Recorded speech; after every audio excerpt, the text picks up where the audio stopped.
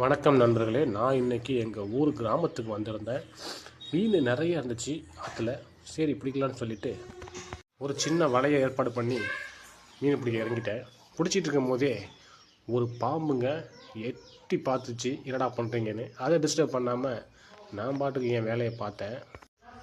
ஏதோ ஒரு மீன் 2 மீன் கிடச்சிதுங்க. அது கெண்டை குஞ்சுன்னு சொல்லுவாங்க, அந்த மீன், சுண்ணாம்பு கெண்டை, அந்த மீன் கிடச்சிது. ஒவ்வொரு மீனாக அள்ளி அள்ளி போட்டு ஓரளவுக்கு தேய்ச்சினேன். ஒரு 1/4 கிலோ இருக்குங்க. கொண்டு வந்து வீட்டில் கொடுத்தா அதை சூப்பராக கரிஞ்சி வெட்டி ரெடி பண்ணாங்க. 1/4 கிலோ தாங்க இருக்கும். ஆனால் அதை க்ளீன் பண்ணுறதுக்கு கிட்டத்தட்ட 3/4 மணி நேரம் ஆயிடுச்சுங்க.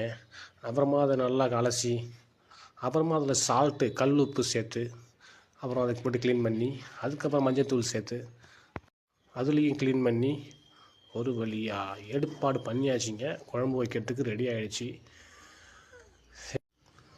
அடுப்பை பற்ற வச்சாச்சுங்க. அதில் மண் சட்டியில் எங்கள் அம்மா தாளித்தாங்க. தாளித்து சூப்பராக வாசம் தாங்க முடியலங்க. வெண்டைக்காய் வச்சுருந்தாங்க. வெண்டைக்காய் மீன் குழம்புல போட்டால் செம்ம டேஸ்ட்டாக இருக்குமா. ஆற்று மீனில் வெண்டைக்காய் போட்டு சாப்பிட்டு பாருங்கள், சும்மா அள்ளும். அதுக்கப்புறம் கொதி வந்துச்சுங்க, ஃபஸ்ட்டு கொதி. அதுக்கப்புறமா மீன் போட்டாங்க. மீன் போடும்போதே வாசனை சும்மா மூக்க பிடிக்க. குழம்பு ரெடி ஆகிடுச்சிங்க. சாப்பாட்டில் போட்டு சாப்பிட்டா